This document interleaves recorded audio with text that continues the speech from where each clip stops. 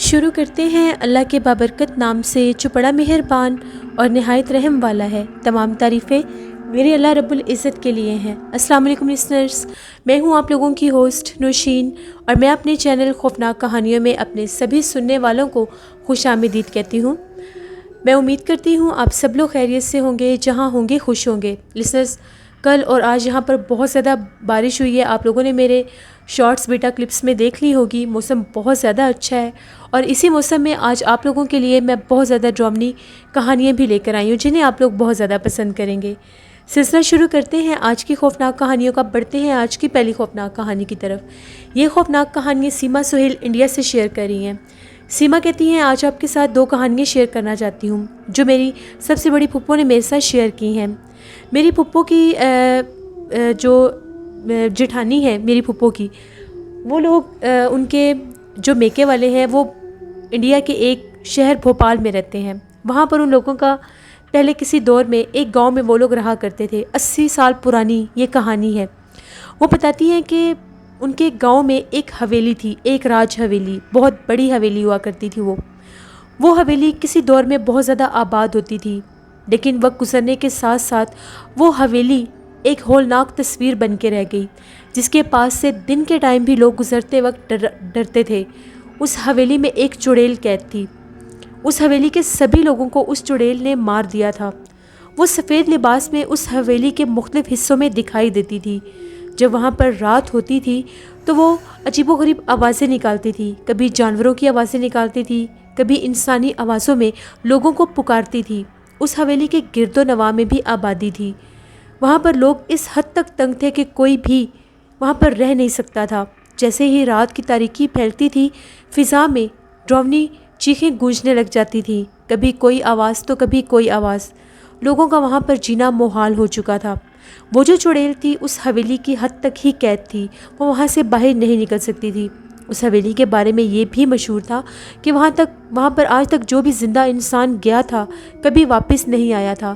بہت سے میڈیا والے لوگ وہاں پر ڈاکومنٹری کے لیے جایا کرتے تھے، وہاں پر جاتے تھے کہ ہم لوگ پتہ لگا سکیں آخر اس حویلی کا کیا راز ہے، لیکن جو بھی وہاں پر جاتا تھا زندہ واپس نہیں آتا تھا۔ یہاں تک کہ بہت دفعہ پولیس اور فورس نے بھی ٹرائی کی کہ اس حویلی میں جائیں اور جا کر اس حویلی کا راز معلوم کر سکیں، لیکن اس حویلی سے جو بھی ایک دفعہ اس حویلی کے اندر جاتا تھا پھر کبھی بھی باہر نہیں آتا تھا۔ میری جو پھپھو تھی ان کی جٹھانی کا جو میکا تھا وہ بھی وہیں پر رہتا تھا، تو وہ لوگ کہتے تھے کہ آہستہ آہستہ وہ گاؤں کی آبادی خالی ہونے لگ گئی۔ اس چڑیل کا اور اس حویلی کا خوف لوگوں کے دلوں میں اس حد تک پھیل گیا تھا کہ وہاں پر لوگ چاہ کر بھی نہیں رہ سکتے تھے۔ کبھی کوئی غلطی سے دن کے ٹائم اگر اس راستے سے گزرتا تھا جہاں پر وہ حویلی تھی تو اس پر عجیب و غریب طرح سے پتھراؤ شروع ہو جاتا تھا۔ کبھی ایسا لگتا تھا کہ اس کو کوئی اپنی طرف متوجہ کرنے کی کوشش کر رہا ہے، اور وہ انسان نہ چاہتے ہوئے بھی اس حویلی کی طرف جا نکلتا تھا، اور اس حویلی کا دروازہ خود بخود کھل جاتا تھا، اور جب ایک دفعہ کوئی اس حویلی کے اندر جاتا تھا پھر باہر آنا اس کے لیے ناممکن ہو جاتا تھا۔ ان کی لاشیں کہاں جاتی تھیں یہ کوئی نہیں جانتا۔ اس حویلی میں بھٹکنے والی وہ چڑیل زندہ انسانوں کو نہیں چھوڑتی تھی، اور ان کو اس حویلی میں لانے کے لیے وہ مختلف طرح کے کام کرتی تھی، مختلف طرح کی آوازیں نکالتی تھی۔ کبھی کبھی اس حویلی میں بہت زیادہ روشنیاں دکھائی دیتی تھیں۔ وہاں پر لائٹ نہیں تھی، قدیم عرصے سے وہ حویلی ویران اور سنسان تھی، لیکن اس کے باوجود اس حویلی میں مہینے کی مخصوص تاریخوں میں روشنیاں ہوتی تھیں۔ ایسا لگتا تھا کہ وہاں پر بہت زیادہ رش ہے، جیسے وہاں پر کوئی شادی ہو رہی ہے، یا کبھی ایسا لگتا تھا کہ وہاں پر کوئی تقریب چل رہی ہے۔ لوگ وہاں پر کہکے سنتے تھے، لوگ وہاں پر شہنائیوں کی آوازیں سنتے تھے، لیکن کوئی بھی چاہ کر اس حویلی تک نہیں جا سکتا تھا۔ بلاخر اس حویلی کے خوف اور ڈر سے سارا گاؤں خالی ہو گیا۔ پھپھو کی جٹانی کے جو میکے والے تھے وہ بھی وہاں سے چلے گئے، اور وہ گاؤں ہی خالی ہو گیا۔ اسی طرح سے سیما کہتی ہیں ایک اور سٹوری آپ کے ساتھ شیئر کرنا چاہتی ہوں۔ یہ بھی انڈیا بھوپال کی ہی ہے۔ وہاں پر ایک ایسا علاقہ تھا، ایک جگہ تھی، وہاں پر یہ پبلک ٹوائلٹ بنے ہوئے تھے۔ وہ جگہ اس حد تک آسیب زدہ ہو چکی تھی کہ وہاں پر ایک عجیب و غریب مخلوق کا بسیرا ہو گیا تھا۔ وہ جو مخلوق تھی وہ جب بھی کوئی وہاں سے گزرتا تھا ان کو عجیب و غریب طرح سے نقصان پہنچاتی تھی۔ ان کی ہی آبادی کا ایک شخص تھا جس کا نام حنیف تھا۔ وہ وہاں سے گزر رہا تھا تو وہ کہتا ہے کہ جیسے میں ٹوائلٹ کے پاس سے گزرنے لگا مجھے اپنی بیک سائڈ سے آواز آنے لگ گئی، حنیف کہاں جا رہے ہو؟ رک جاؤ، میری بات سنو۔ وہ چھلاوا تھا جو مختلف روپ لے کر لوگوں کے سامنے آتا تھا۔ جو کوئی بھی دوپہر کے ٹائم یا رات کے ٹائم ان ٹوائلٹس کے پاس سے گزرتا تھا وہ چھلاوا انہیں جانی نقصان پہنچا دیتا تھا۔ جیسے ہی اس نے حنیف کو آوازیں دینا شروع کی، حنیف کو پتہ چل گیا کہ وہ چھلاوا میرے پیچھے آ رہا ہے۔ وہ ڈر کے مارے فوراً سے وہ جو پبلک ٹوائلٹ تھے ان کے اندر چلا گیا اور دروازہ بند کر لیا۔ تبھی وہ جو چھلاوا تھا کبھی اس کا اصل نام لیتا تھا اور کبھی پیار سے جو اس کے گھر والے اس کا نام لیا کرتے تھے اس نام سے پکارتا تھا اور بار بار یہ کہتا تھا، دروازہ کھولو، باہر آؤ، میں تمہارا انتظار کر رہا ہوں، مجھے پتہ ہے تم اس باتھ روم کے اندر چھپے ہوئے ہو، باہر آ جاؤ، میں تمہیں کچھ نہیں کہوں گا۔ کبھی اس کے گھر والوں کی آوازوں میں بولتا تھا۔ حنیف اس حد تک ڈر چکا تھا کہ وہ باتھ روم میں ہی بے ہوش ہو گیا۔ صبح جب وہاں سے لوگ گزر رہے تھے تو ان لوگوں نے جب دیکھا کہ باتھ روم کا دروازہ بند ہے، کچھ لوگوں نے دروازہ کھولنے کی کوشش کی، دروازہ کھٹکھٹایا لیکن کوئی کھول نہیں رہا تھا۔ جیسے دروازے کو توڑا گیا تو اندر حنیف تھا۔ جب حنیف کو باہر نکالا گیا، اس کو ہوش آیا تو اس نے ساری بات بتائی، پھر اس کو اس کے گھر پہنچایا گیا۔ حنیف بہت زیادہ پریشان تھا۔ اس نے اپنے گھر والوں کو ساری بات بتائی کہ میرے ساتھ یہ ماجرا ہوا ہے، میں اس راستے سے گزر کر گھر آ رہا تھا جس راستے پر وہ پبلک ٹوائلٹ تھے، وہاں پر میرے ساتھ یہ کام ہو گیا۔ پھر اس کے گھر والے اس کو لے کر ایک عامل صاحب کے پاس گئے۔ عامل صاحب نے جب پڑھائی کی تو ان کا یہ کہنا تھا کہ وہ جو پبلک ٹوائلٹس ہیں وہاں پر چھلاوے کا بسیرا ہے، وہ چھلاوا اسی طرح سے اکیلے انسان کو دیکھ کر اس پر حملہ آور ہوتا ہے۔ اب دوبارہ کبھی بھی اس طرف مت جانا، اگر تم غلطی سے بھی اس طرف گئے تو وہ تمہیں جانی نقصان پہنچا دے گا، کیونکہ چھلاوا جب کسی کو ایک دفعہ دیکھ لیتا ہے پھر وہ اس کو بھولتا نہیں اور وہ اس کے پیچھے تب تک رہتا ہے جب تک وہ اسے جان سے مار نہ دے۔ لیکن وہ جو چھلاوا ہے جس جگہ پر اس کا بسیرا ہوتا ہے وہ رہتا وہیں تک ہے، وہ وہاں سے واپس نہیں آتا، اس انسان کے پیچھے اس کے گھر تک نہیں آتا۔ اگر چھلاوے کو اس کی جگہ سے نکال دیا جائے تب وہ راستے اختیار کرتا ہے، تب وہ لوگوں کے گھروں کے طرف جاتا ہے، آبادیوں میں جاتا ہے۔ تبھی لوگوں کو اکثر آبادیوں میں پرسرار شکلوں والی مخلوق نظر آتی ہے، کبھی بچے نظر آتے ہیں جو کبھی ایک مقام پر تو کبھی دوسرے مقام پر پائے جاتے ہیں، یہ ساری مخلوق چھلاوا کہلاتی ہے۔ اس کے بعد اس نے ایک تعویذ لیا اور گلے میں پہن لیا اور دوبارہ کبھی بھی اس راستے کی طرف نہیں گیا۔ یہ 2 کہانیاں تھیں جو میرے ساتھ سیما سہیل نے انڈیا سے شیئر کی۔ بہت شکریہ سیما آپ کا۔ بڑھتے ہیں ایک اور خوفناک کہانی کی طرف۔ یہ خوفناک کہانی زبیر شیئر کر رہے ہیں۔ زبیر کہتے ہیں، میں فیصل آباد کا رہنے والا ہوں، آپ کے ساتھ اپنی اور اپنے دوستوں کی زندگی میں پیش آنے والی ایک بہت ہی زیادہ ڈرامنی کہانی شیئر کرنا چاہتا ہوں۔ آج 10 سال پہلے کی بات ہے۔ ہم 3 دوست تھے۔ ہم تینوں دوستوں نے فیصل آباد سے حیدرآباد جانا تھا۔ ہم لوگوں نے ٹرین کا سفر کرنا تھا۔ ہم لوگوں نے پہلی دفعہ ٹرین کا سفر کرنا تھا۔ ہم لوگ بہت زیادہ ایکسائٹیڈ تھے۔ شدید سردی کا موسم تھا، جنوری کا مہینہ تھا۔ ہم لوگوں نے فیصل آباد سے ٹکٹ بک کروائے اور ہم لوگوں نے حیدرآباد کے لیے ٹرین کا سفر شروع کر دیا۔ فیصل آباد سے اس وقت رات کے ٹائم ٹرین چلا کرتی تھی جو صبح اگلی دوپہر جا کر حیدرآباد پہنچایا کرتی تھی۔ ہم لوگوں نے جب سفر شروع کیا تب بھی بہت زیادہ ٹھنڈ تھی۔ ہم لوگ جس باکس میں تھے وہاں پر ہم لوگوں کے علاوہ 2 شخص اور بھی تھے، لیکن راستے میں پتہ نہیں کون سا اسٹیشن آیا جہاں پر وہ لوگ اتر گئے۔ اب اس باکس میں ہم لوگ صرف اکیلے ہی تھے۔ ہم لوگوں نے کھانے پینے کا کافی سامان اپنے پاس رکھا ہوا تھا۔ کافی سفر ہم لوگ انجوائے کرتے گئے۔ شدید دھند اور سردی میں ٹرین چلتی ہوئی جا رہی تھی، باہر سرد رات تھی، دھند بہت زیادہ پھیلی ہوئی تھی۔ ہم لوگ آپس میں جنات کی باتیں کرنے لگ گئے۔ ہم لوگ عجیب و غریب طرح سے ان چیزوں کو محسوس کرنے لگ گئے۔ ہم لوگ سارے ایک دوسرے سے یہ پوچھ رہے تھے کہ کبھی تم نے زندگی میں جنات کو دیکھا ہے یا تم چڑیلوں کو دیکھتے ہو؟ ہم لوگ ایک دوسرے سے یہ باتیں کر رہے تھے اگر اس سفر کے دوران ہم لوگوں کو کوئی جن مل جائے، کوئی چڑیل نظر آ جائے تو ہم لوگوں کا کیا ری ایکشن ہوگا۔ ہم لوگوں نے ان باتوں کو لے کر بہت زیادہ ہنسی مذاق کیا، ایک دوسرے کو ڈرانے کی کوشش کی۔ میرا ایک دوست تھا، وہ جو ہم 3 دوست تھے، ان میں سے میرا ایک دوست جس کا نام عمران تھا، اس کو بہت زیادہ عادت تھی اس طرح کے مذاق کرنے کی۔ تھوڑی دیر گزری تو ہم لوگوں کی آنکھ لگ گئی، تبھی عمران نے ڈرامنی آوازیں نکالنا شروع کر دی۔ وہ عورت کی آواز میں رونے لگ گیا۔ ہم لوگ بہت زیادہ ڈر گئے۔ میں اور عمران ہم لوگ ایک سیٹ پر بیٹھے ہوئے تھے اور ہم لوگوں کے سامنے والی سیٹ پر میرا تیسرا دوست مدثر تھا۔ مدثر نے چیخنا شروع کر دیا۔ مدثر نے یہ کہا کہ چڑیل آ گئی، کیونکہ وہ عمران آوازیں نکال رہا تھا، اس نے اپنے چہرے کے اوپر بلینکٹ کیا ہوا تھا اور اس میں سے آوازیں نکال رہا تھا۔ تبھی میں نے اس کا بلینکٹ چھین کر یہ کہا کہ یہ چڑیل سامنے بیٹھی ہے۔ میرا دوست مدثر بہت زیادہ ڈر گیا تھا، ایسا لگ رہا تھا کہ شاید اس کو حقیقت میں خوف آ گیا تھا کیونکہ وہ نیند میں تھا اس ٹائم۔ تھوڑی دیر گزری تو ایک اور اسٹیشن آیا، ہم لوگوں کا دل چاہ رہا تھا کہ ہم لوگ چائے پئیں۔ وہ بھی ایک عجیب سا پرانا سا اسٹیشن لگ رہا تھا۔ وہاں پر ہم لوگ اترے، وہاں پر بہت زیادہ رش نہیں تھا، ٹرین کے لوگ ہی تھے۔ وہاں پر بالکل ایک چھوٹا سا چائے کا ہوٹل بھی بنا ہوا تھا۔ بہت زیادہ ٹھنڈ تھی اس دن۔ وہ جو ہوٹل تھا اس کے باہر ان لوگوں نے ایک جگہ پر کافی زیادہ آگ جلا کر رکھی ہوئی تھی اور سائڈوں پر ایسا لگ رہا تھا کہ جیسے بہت زیادہ ویرانہ ہے۔ اس اسٹیشن پر کوئی آبادی نہیں تھی۔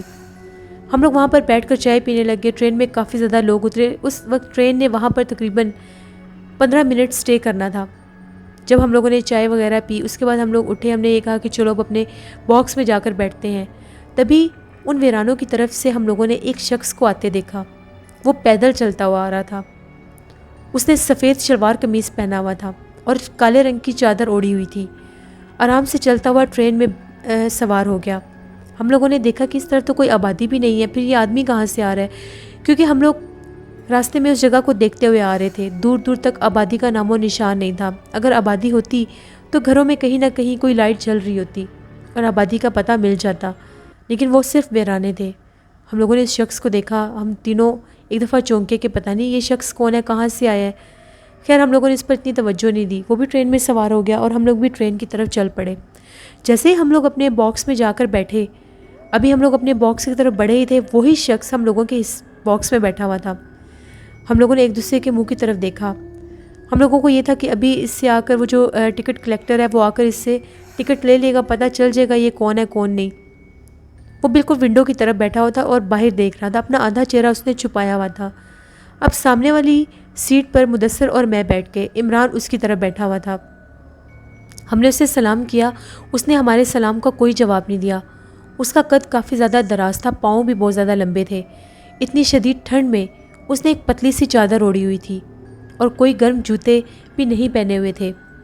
پھر بھی ہم لوگوں نے اس کو اتنا خاص اس پر غور نہیں کیا، ہم لوگ آپس میں باتیں کرتے رہے۔ مدثر بار بار عمران کو یہ کہہ رہا تھا کہ اب مجھے مت ڈرانا، ڈراؤنی آوازیں نکال کر اب مجھے مت ڈرانا، میں بہت زیادہ ڈر گیا تھا، تم نے تو سچ میں مجھے ڈرا دیا تھا، جیسے کوئی چڑیل آ گئی ہے۔ جیسے ہم نے چڑیل کا نام لیا، اس نے ایک دم سے ہم لوگوں کی طرف دیکھا۔ اس کی آنکھیں بہت زیادہ عجیب تھیں۔ اس کی آنکھیں بالکل نارمل انسانوں کی طرح تھیں، لیکن اس کا آئی بال بہت زیادہ بڑا تھا۔ جیسے اس نے ہم لوگوں کی طرف دیکھا، ہم لوگ چپ کر گئے۔ پھر اس نے دوسری طرف منہ کر لیا، ہم تینوں کی طرف اس نے دیکھا اور وہ باہر ہی دیکھے جا رہا تھا۔ ہم لوگوں کے پاس جیسے کھانے پینے کی چیزیں تھیں۔ 20-25 منٹ گزرے تو مدثر کوئی چیز کھانے لگا۔ اس نے اس آدمی سے بھی پوچھا، آپ کو کچھ چاہیے تو آپ بھی لے لیں۔ اس نے ہماری کسی بات کا جواب ہی نہیں دیا۔ میں نے پھر مدثر کو اشارہ کیا کہ رہنے دو، بلانے کی ضرورت نہیں ہے۔ تبھی ہم لوگ کھانے پینے لگ گئے۔ تقریباً آدھا پونا گھنٹہ گزرا، ہم لوگ پھر باتیں کرنے لگے۔ وہ شخص ہلتا بھی نہیں تھا، ایسا لگ رہا تھا جیسے کوئی پتھر بیٹھا ہوا ہے۔ کوئی انسان کم سے کم ہل ہی لیتا ہے۔ کافی دیر سے وہ بیٹھا تھا، اس میں کوئی موومنٹ نہیں ہو رہی تھی۔ اب مجھے بھی نیند آنے لگ گئی۔ میں اس شخص کے بالکل سامنے بیٹھا ہوا تھا۔ مدثر بھی سو گیا اور عمران بھی سو گیا۔ وہ شخص بالکل اسی پوزیشن میں بیٹھا ہوا تھا۔ میں بھی پہلے باہر دیکھتا گیا، پھر میری نظر اس پر پڑی۔ میں اس پرسرار سے آدمی کو دیکھ رہا تھا۔ ایک دم سے ایسا محسوس ہوا جیسے اس چادر سے اس نے اپنے ہاتھ باہر نکالے۔ جیسے میں نے اس کے ہاتھ دیکھے، میرے رونگٹے کھڑے ہو گئے۔ اس کے ہاتھ بہت زیادہ لمبے تھے اور اس کی جو انگلیاں تھیں وہ بہت زیادہ سیاہ تھیں۔ نیلز بھی بہت زیادہ سیاہ تھے۔ ایسا لگ رہا تھا اس کے ہاتھوں کے اوپر شاید کوئی رنگ لگا ہوا ہے۔ جیسے ہی میں نے غور کیا اس کے ہاتھوں کے اوپر، اس کو پتہ چل گیا کہ میں اس کے ہاتھ دیکھ رہا ہوں۔ اس نے فوراً سے اپنے ہاتھ پھر چادر کے اندر کر لیے۔ مجھے اس شخص کو دیکھ کر پتہ نہیں کیوں عجیب سا ڈر لگ رہا تھا۔ میں نے دل ہی دل میں آیت الکرسی پڑھنا شروع کر دی۔ جیسے میں نے آیت الکرسی پڑھنا شروع کی، اس نے اپنا پورا چہرہ چھپا لیا۔ پہلے اس کی آنکھیں تھوڑی تھوڑی نظر آ رہی تھیں۔ جب میں نے آیت الکرسی پڑھنا شروع کی، اس نے اپنا چہرہ بالکل چھپا لیا۔ مجھے تھوڑا سا تجسس ہونے لگ گیا، کہیں یہ نارمل انسان تو ہے، نہ بولتا ہے، نہ چالتا ہے، نہ ہلتا جلتا ہے۔ بالکل ایسا تھا جیسے کوئی اسٹیچو بیٹھا ہوا ہے۔ کہیں میری بھی آنکھ لگ گئی؟ مجھے نہیں پتہ چلا، میری بھی آنکھ لگ گئی۔ رات کا کافی زیادہ ٹائم ہو چکا تھا۔ ایک دم سے ہم لوگوں کے باکس میں سے عجیب و غریب ڈراؤنی آوازیں آنے لگ گئیں، بالکل اس سے بھی زیادہ ڈراؤنی آوازیں جو عمران نکال رہا تھا۔ جیسے ہم لوگوں نے وہ ڈراؤنی آوازیں سنی ایک دم سے ہم تینوں جاگ گئے۔ ہم لوگ عمران کی طرف دیکھ رہے تھے اور عمران ہماری طرف دیکھ رہا تھا۔ وہ آوازیں عمران نہیں نکال رہا تھا بلکہ وہ شخص جو ہم لوگوں کے ڈبے میں بیٹھا ہوا تھا اتنی ڈراؤنی آوازوں میں رو رہا تھا، ایسا لگ رہا تھا کہ جیسے کوئی بلی آوازیں نکال رہی ہے۔ ہم لوگ بہت زیادہ ڈر گئے۔ تبھی ایک دم سے عمران نے اس کو ہلایا اور کہا کہ کیا ہوا ہے تمہیں، تم کیوں رو رہے ہو؟ جیسے اس نے اس کو ہاتھ لگایا وہ ایک دم سے پیچھے ہٹا۔ وہ کہہ رہا تھا کہ اس کا جسم اتنا گرم ہے کہ اس کے جسم کو ہاتھ نہیں لگایا جا رہا۔ جیسے اس نے اس کے جسم کو ہاتھ لگایا وہ ایک دم سے بہت غصے سے اس نے اپنے چہرے سے چادر ہٹائی اور عمران کی طرف غرا کر دیکھنے لگ گیا۔ جب وہ غرا رہا تھا اس کے غرانے کا انداز ایسا تھا جیسے کوئی جانور ہے۔ عمران نے اسے یہ کہا کہ کیا ہو گیا ہے، تم بہت زیادہ عجیب و غریب آوازیں نکال رہے تھے، ہمیں یہ لگا کہ تمہیں کوئی مسئلہ ہے، تمہیں کیا مسئلہ ہے، تم ٹھیک تو ہو؟ اس نے پھر کسی بات کا کوئی جواب نہیں دیا اور دوبارہ سے اپنے چہرے کے اوپر چادر کر لی۔ اب ہم لوگ بہت زیادہ ڈر گئے۔ اب میں چاہ کر ان کو یہ بات نہیں بتا پا رہا تھا کہ میں نے اس کے ہاتھ دیکھے ہیں، اور جب آیت الکرسی پڑھی ہے تو یہ عجیب و غریب طرح سے اس نے اپنا چہرہ ڈھانپ لیا ہے۔ ہم تینوں کے پاس موبائل فونز تھے۔ میں نے ان دونوں کو میسج کیا کہ آیت الکرسی اور درود پاک پڑھنا شروع کر دو، مجھے یہ نارمل انسان نہیں لگ رہا۔ تبھی ہم تینوں نے آیت الکرسی اور درود پاک پڑھنا شروع کیا۔ تقریباً 10 منٹ کے بعد ٹرین پھر ایک اسٹیشن پر رکی۔ ہم لوگ فوراً سے باہر بھاگ کر نکلے۔ تقریباً ٹرین کے سارے لوگ باہر تھے، کچھ لوگ سوئے ہوئے تھے۔ وہ شخص بالکل وہیں پر بیٹھا ہوا تھا، ہم لوگ اس کے سامنے تھے، ہم لوگوں کا باکس نظر آ رہا تھا۔ جیسے ہم لوگ اس کو اپنے باکس کے اندر دیکھ رہے تھے وہ باہر ہی دیکھ رہا تھا۔ اس نے اپنے چہرے سے تھوڑی سی چادر ہٹائی، اس کی آنکھیں اس طرح سے چمک رہی تھیں جیسے کسی جانور کی آنکھیں ہوتی ہیں۔ ہم لوگوں نے اس کو دیکھا، ہم لوگ اتنے زیادہ خوفزدہ ہوئے کہ ہم لوگوں کی ہمت نہیں ہو رہی تھی کہ ہم اس باکس میں کیسے جائیں۔ میں نے یہ کہا کہ جو کچھ ہونا تھا ہو گیا ہے، شاید ہم لوگوں کا مذاق ہم لوگوں کے سامنے آ گیا ہے، یہ کوئی نارمل انسان نہیں ہے۔ میں نے اس کے ہاتھ دیکھے ہیں، اس کی ہاتھ بہت زیادہ لمبے ہیں اور انگلیاں بہت زیادہ سیاہ ہیں۔ اور جب میں نے آیت الکرسی پڑھنا شروع کی تو اس نے اپنا پورا چہرہ چھپا لیا تھا۔ کیا کوئی انسان بلی کی آواز نکال سکتا ہے؟ اور تم لوگوں نے اس کے پاؤں دیکھے ہیں کتنے لمبے ہیں؟ ہم لوگ بہت زیادہ ڈر رہے تھے۔ اب اسٹیشن سے ٹرین چلنے کا ٹائم آ گیا۔ میں نے انہیں یہ کہا کہ جتنی دیر بھی ہو تم لوگوں نے صرف اور صرف آیت الکرسی پڑھنی ہے، درود پاک پڑھنا ہے، اور ہم تینوں ایک ہی سیٹ پر بیٹھیں گے۔ ہم لوگ واپس آئے، ہم لوگ بہت زیادہ ڈرے ہوئے تھے۔ اتنی بھی ہمت نہیں تھی کہ ہم لوگ اس جگہ کو بھی بدل سکیں، کیونکہ ہم لوگ اس جگہ کو بھی نہیں چینج کر سکتے تھے۔